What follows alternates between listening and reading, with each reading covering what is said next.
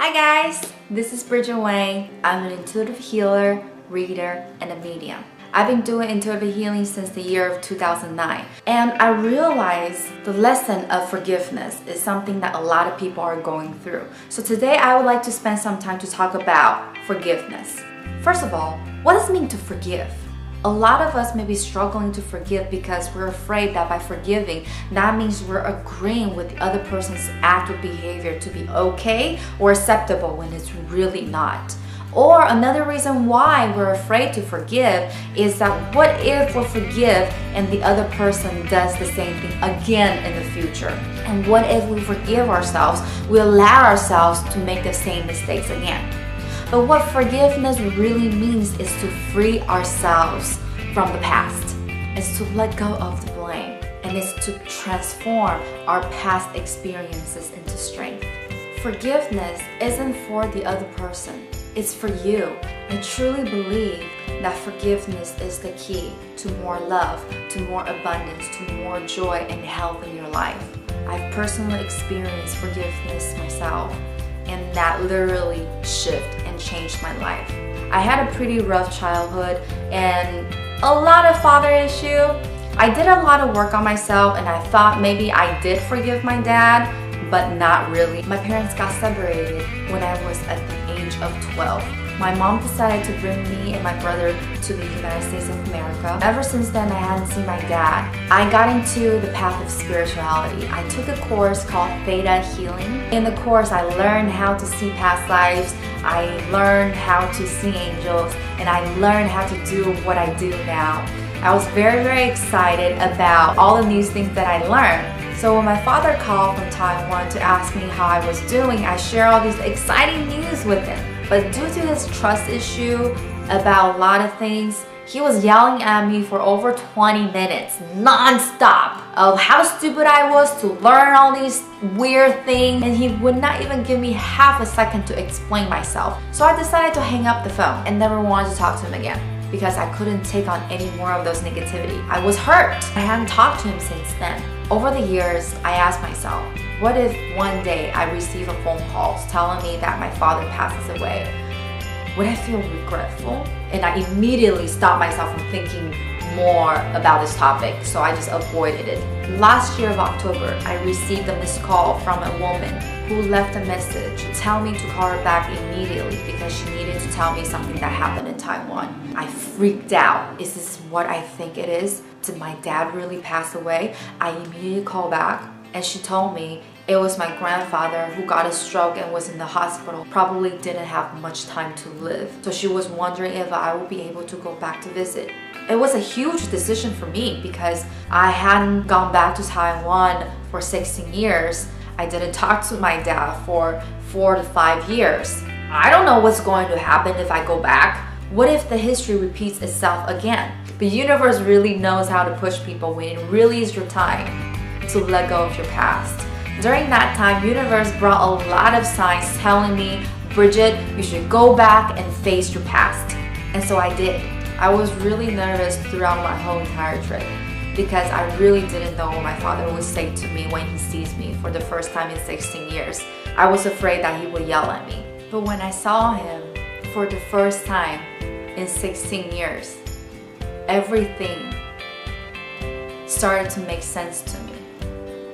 It was my first time in 29 years that I felt my father's love. I started to understand the reason why he yelled at me over the phone when I shared all these exciting news with him wasn't because he didn't trust me. It wasn't because he didn't believe in me, but it was because he couldn't see what I was doing, but he didn't know how else to express his love for me. All he knew was to express himself in the way that he knew how. When he looked at me for the first time in 16 years, although he didn't say much, but he gave me a look of, I'm so glad you're here. I'm so glad you're okay. I'm so glad to see you. And it was at that moment I understood. It was at that moment I forgave. And it was at that moment I felt free. The forgiveness helped me let go of the resentment. It helped me feel more love for myself, for my life, for my past, and most importantly, for my father. So I'm here to remind you and encourage you to practice forgiveness for yourself and other people. Forgiveness really is to free yourself. So how do we practice forgiveness? Forgiveness is not an easy thing to do, but it can be easier as we practice more. And my tip number one is to understand where the other person is coming from. We often have this habit of seeing things from one perspective, which is our perspective.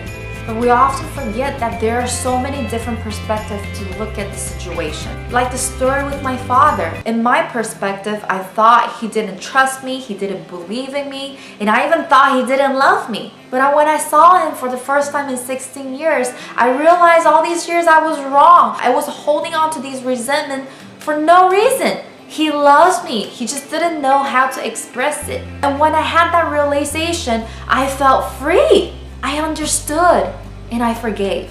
So jump out of your little box and look at this situation from a different perspective. Maybe what you took personally had nothing to do with you. Tip number two, if you're still unable to forgive by looking at the situation from the other person's perspective, then it's probably time for you to look within yourself. Everybody outside of us are a reflection of who we are. So when you find yourself having a difficult time to forgive the other person, ask yourself this: if this person serves me as a reflection of myself, what did this person remind me of?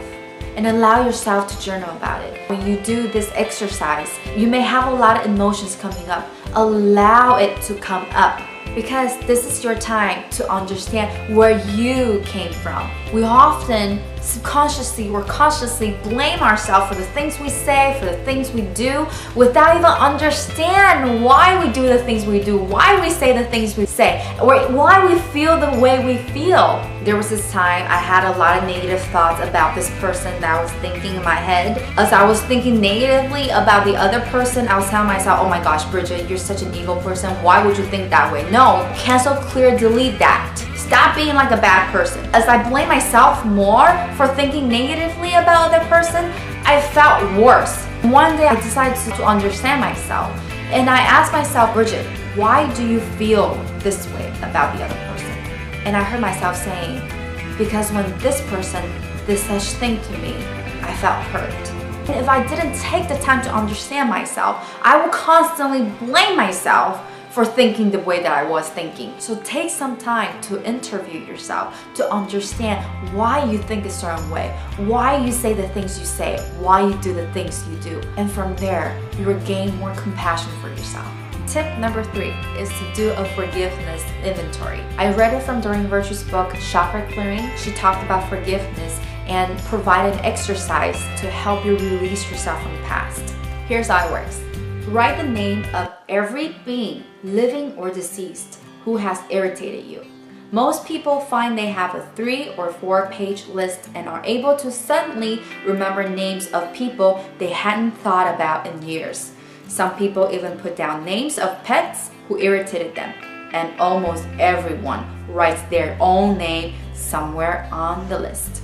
In a solitary room where no interruptions are possible, go down the list one name at a time, hold the image of each person in your mind, and tell him or her, I forgive you and I release you.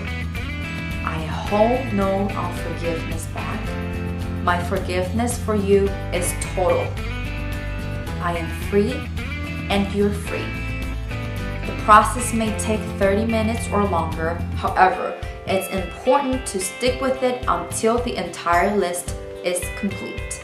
It is recommended to do this every night before you go to sleep. It will help you release the resentment that no longer serves you. Here's a question for you. Do you find yourself having difficulty to forgive sometimes? What are your ways of overcoming that difficulty? And how does it feel to forgive? Please share your experiences below. We would love to hear from you. Do you like this video? Please like, share, comment, and subscribe. And if you have any questions, you would like more insights from me, please email me at bridget@bridgetwayne.com. Thanks again for watching. I look forward to seeing you in the future.